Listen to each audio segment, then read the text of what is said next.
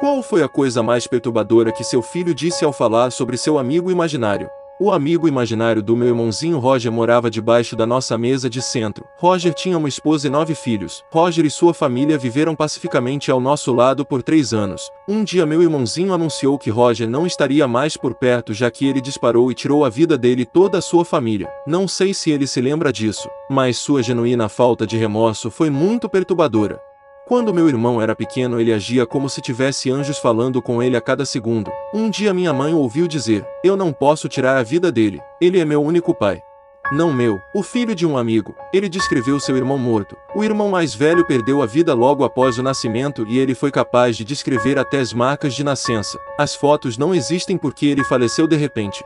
Minha filha costumava me contar sobre um homem que entrava em seu quarto todas as noites e colocava o sinal da cruz em sua testa. Achei que era apenas um sonho. Então minha sogra enviou algumas fotos de família. Minha filha olhou direto para a foto do pai do meu marido que está morto há 16 anos e disse: "Esse é o homem que entra no meu quarto à noite." Meu marido mais tarde me disse que seu pai sempre fazia o sinal da cruz em sua testa quando ele era jovem. Meu filho de 3 anos sempre me fala sobre o homem trepadeira que mora no quarto da minha mãe e do meu pai. Ele o traz à tona depois de visitá-los. Eu cometi o erro uma vez de perguntar como ele se parece e meu filho disse: "Ah, ele não tem rosto." Eu já postei essa história em algum lugar antes, mas minha prima, quando ela tinha 5 anos e eu tinha 17 anos, ela tinha um coelho de pelúcia que ela falava e carregava para todos os lugares. Um dia ela estava dormindo no sofá enquanto eu a observava e ela acordou e começou a gritar com seu coelho sem motivo. Em um minuto ela foi nocauteada. No outro ela está acordada olhando para seu coelho e gritando: "Não, você não pode fazer isso. Isso é ruim. Não faça isso." Ela gritou isso repetidamente. Perguntei a ela o que havia de errado e tentei fazê-la parar, mas ela não quis ouvir. Eu finalmente levei a coelha para o quarto dela e quando voltei ela estava dormindo no sofá novamente. Meu irmão tinha um amigo invisível chamado Tony Rigel. Ele tinha 6 polegadas de altura e era idoso. Um dia encontramos meu irmão chorando em seu quarto. Aparentemente Tony Rigel havia falecido enquanto dormia. Nós o enterramos em uma caixa de sapatos no quintal. Então, basicamente tivemos um funeral completo com um momento de silêncio para uma caixa de sapatos vazia. Eu tinha muitos amigos imaginários quando me mudei para um novo país. Como eu não tinha nenhum amigo de verdade, inventei amigos, mas assim como eu, eles tinham medo de serem rejeitados e riam. Eu tive essa visão de que todas as pessoas que foram mais conosco irão para o inferno e queimarão. Minha avó não tinha ideia desses amigos. Uma vez quando estávamos sentados jantando eu disse algo como: "Ei, você não está com fome, como agora?" Lembre-se que eu também estava olhando para uma cadeira vazia. Minha avó me olhou estranhamente pensando que eu estava falando com ela, mas antes que ela conseguisse me perguntar qualquer coisa eu falei novamente: "Como a Thomas, eles podem estar rindo agora, mas eles não estarão rindo quando estiverem todos pegando fogo." E voltei a comer. O olhar no rosto da minha avó. Por um ano inteiro ela tentou provar para minha mãe que eu estava possuída pelo diabo. Quando meu filho tinha 4 anos, seu amigo imaginário se sentava no canto da sala quando você apagava as luzes e iluminava a sala com olhos vermelhos brilhantes. Há tantas respostas, não sei quem vai ver isso mais. Quando meu filho tinha 4 anos estávamos assistindo a um documentário sobre o Titanic. A cena era uma foto dos esquemas da sala das caldeiras e a câmera se movia da esquerda para a direita sobre os planos. Ele apontou para a TV e disse: "Isso está errado, as caldeiras estavam do outro lado e eu estava bem aqui." E apontou para um pequeno espaço na sala das caldeiras. Era onde eu estava e é por isso que eu não gosto de água agora. Quando meu irmão era pequeno, ele frequentemente falava sobre uma freira andando pela nossa casa à noite.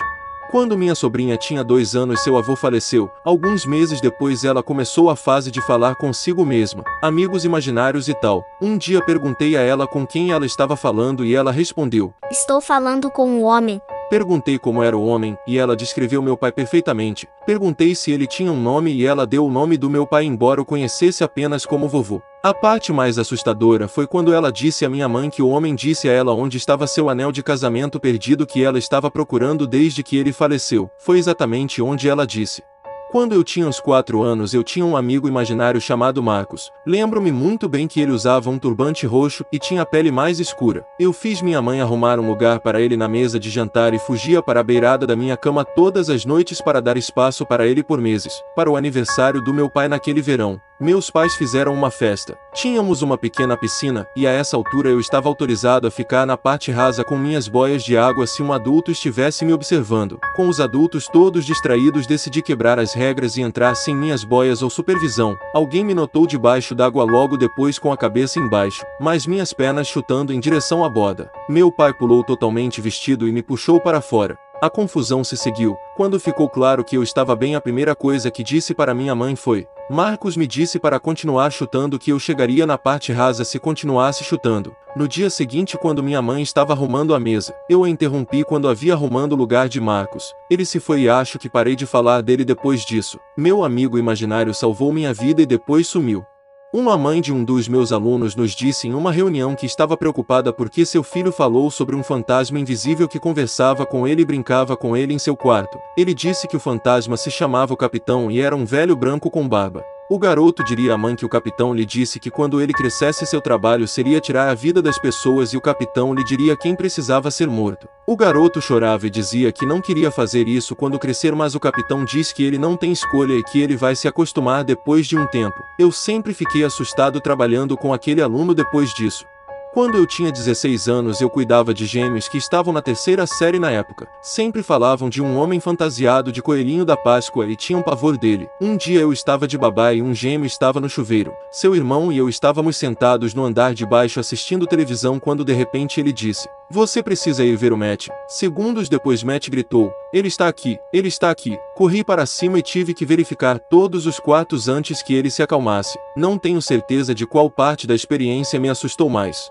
Meu irmãozinho costumava falar sobre uma mulher que visitava seu quarto à noite. Ele disse que ela usava um vestido vermelho, que o nome dela era Franny e que ela cantaria para ele e que ela flutuava. Bem, na verdade eu tinha um parente que faleceu anos antes de nascer chamado Fanny e sua cor favorita era vermelho e acho que ela foi enterrada em um vestido vermelho. Quando lhe mostramos uma foto dela, ele disse que era quem o visitava. Ele também disse que um homem chamado Jacob que se vestia como um lenhador dormia na minha cama.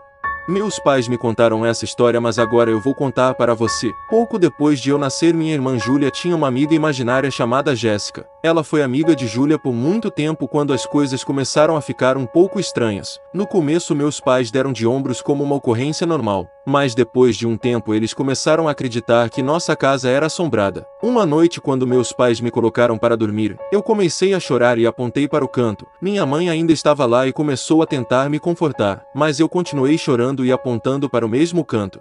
De repente minha irmã entra no meu quarto e aponta para o canto e grita: "Jéssica, pare com isso." Imediatamente paro de chorar e Júlia diz como se fosse completamente normal que às vezes a Jéssica gosta de colocar máscaras assustadoras e assustar as pessoas. Minha mãe, que estava compreensivelmente assustada, gagueja para minha irmã: "Diga a Jéssica que se ela não pode ficar assustando os outros." Algumas semanas se passam e Júlia diz à minha mãe que seus olhos ficam verdes quando ela está brava e sua voz fica mais grave. Minha mãe não sabia como responder a isso e apenas disse ok. Eventualmente Júlia supera sua amiga imaginária e para de brincar com ela. 1 ano e meio depois minha irmãzinha Abby começa a falar. Ela então passa a nos contar sobre sua amiga que ninguém mais pode ver. Ela então conta para minha mãe sobre como seus olhos ficam verdes quando ela está chateada. Lembro-me disso claramente porque ela deixou cair uma panela e isso me assustou. Ela perguntou a Abby qual era o nome dela e ela disse: "Jéssica." Edith, acabei de falar com minha mãe. Ela disse que as coisas estariam em um local diferente, como o controle remoto da TV estaria no quintal ou a comida de cachorro estaria no banheiro. Ela disse que assumiu que era eu e minhas irmãs.